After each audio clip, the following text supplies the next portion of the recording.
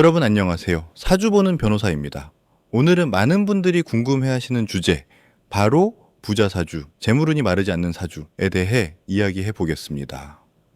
돈이라는 건 참 묘한 존재죠.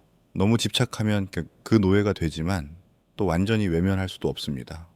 살아가는데 꼭 필요한 도구이자 삶의 수단이기 때문입니다. 결국 중요한 건 재물을 어떻게 다루느냐, 그리고 그 흐름이 얼마나 안정적인가 하는 문제입니다. 명리학에서는 흔히 재물운이 마르지 않는 사주를 재성과 식상이 조화를 이룬 사주라고 말합니다. 재성은 결과물을 의미하고 식상은 그 결과를 만들어내는 과정이자 나의 재능, 표현력, 아이디어를 뜻합니다. 다시 말해 현대 사회에서는 단순히 재물이 많은 사주보다도 자신의 재능을 활용해 수익을 만들어내는 구조가 훨씬 중요해졌다는 뜻이죠. 예전에는 땅을 사고 가게를 열면 돈을 벌던 시대였다면 지금은 창의력과 아이디어, 개인의 역량이 곧 재물로 이어지는 시대입니다. 그래서 식상이 발달된 사주는 자신의 능력으로 부를 만들어갈 가능성이 크고 거기에 재성이 잘 자리하고 있다면 돈이 돌고 돌면서 마르지 않는 구조를 형성하게 됩니다.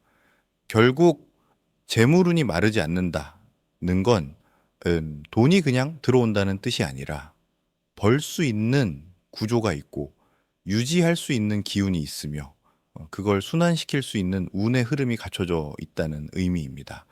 그 중에서도 사주 구조를 볼 때 중요한 자리가 바로 시주입니다. 시주는 인생의 말년, 즉 인생 후반부를 상징하죠. 이 시주에 편재가 있다면 명리에서는 시상 편재격이라고 부릅니다. 편재는 한마디로 돈의 흐름이 크고 한꺼번에 부가 몰리는 기운을 뜻합니다. 시주에 편재가 있다는 건 말년에 큰 재물이 들어오는 운으로 봅니다. 특히 시주의 천간에 편재가 있을 때 그 힘이 더욱 강하다고 하죠. 단순히 시지에 있는 것보다 하늘의 기운으로 작용할 때 더 직접적인 재물의 흐름이 된다는 의미입니다.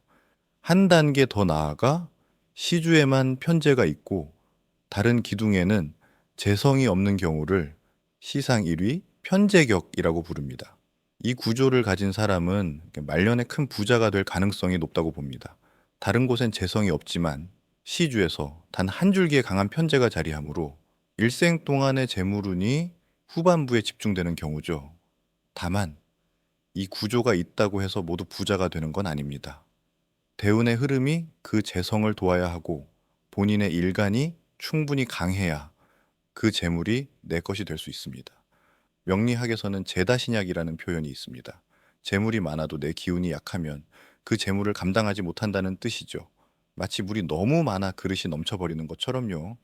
반대로 재성은 적지만 일간이 강하고 식상이 잘 발달되어 있으면 오히려 적은 돈이라도 꾸준히 늘려가며 자수성가할 수 있습니다.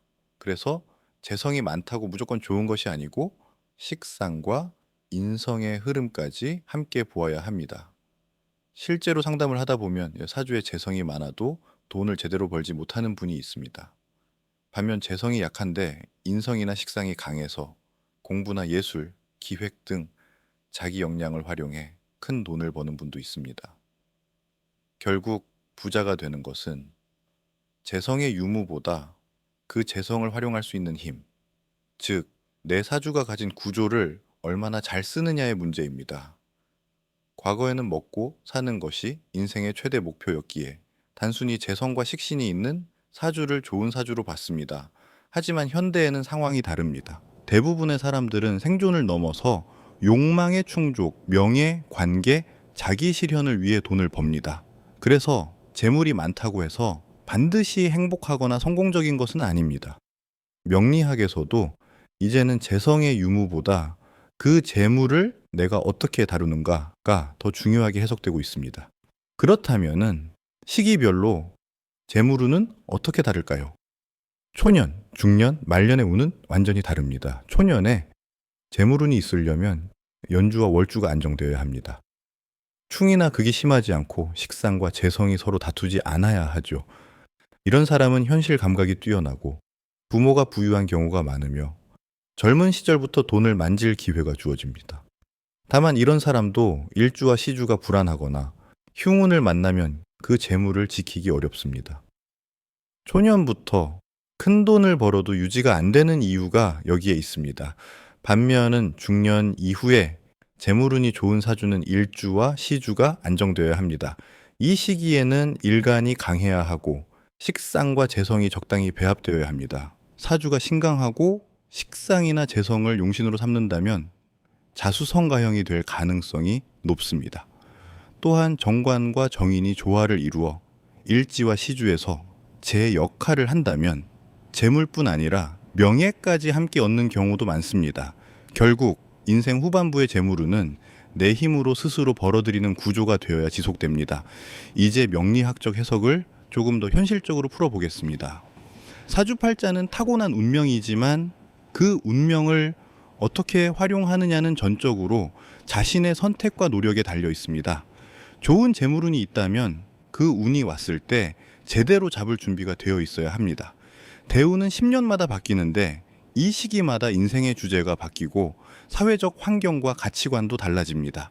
그래서 재물운이 오는 시기를 알고 대비하는 것이 중요합니다. 재물운이 좋은 사주는 대체로 구조가 깔끔합니다. 사주가 산만하고 재성이 흩어져 있으면 돈은 들어와도 금세 나가버립니다. 반면 식상에서 재성으로 이어지는 흐름이 자연스럽고 다른 기운이 방해하지 않는 구조는 돈이 쌓이는 구조입니다. 요즘처럼 기회가 빠르게 바뀌는 시대에는 자신의 재능을 살리고 운의 흐름을 읽으며 꾸준히 성장하는 것이 가장 확실한 부자운입니다. 마지막으로 한 가지 꼭 기억하셨으면 합니다. 사주를 본다는 것은 단순히 미래를 점치는 일이 아니라 나 자신을 아는 과정입니다. 내가 어떤 방식으로 세상과 관계를 맺는지, 어떤 때 돈이 돌고 어떤 때 막히는지를 아는 것이죠. 운이 좋을 때는 적극적으로 움직이고 운이 약할 때는 기초를 다지며 기다리는 것. 그것이 지혜로운 재물운의 활용입니다. 요약하자면 부자 사주는 재성이 있고 식상이 발달하며 일간이 강하고 운의 흐름이 재성을 살릴 때 진정한 부로 이어집니다. 그리고 그 중심에는 나 자신을 이해하고 내 기운을 올바로 쓰는 태도가 있습니다. 지금 당장은 힘들더라도 말년이 좋아질 사주라면 미리 준비하시고 자신에게 맞는 길을 찾아가시기 바랍니다. 언젠가 그 노력의 시간들이 부가되어 돌아올 것입니다. 오늘은 이만 마치겠습니다. 끝까지 들어주셔서 감사합니다. 지금까지 사주 보는 변호사였습니다. 내용이 유익하셨다면 구독과 좋아요 부탁드립니다.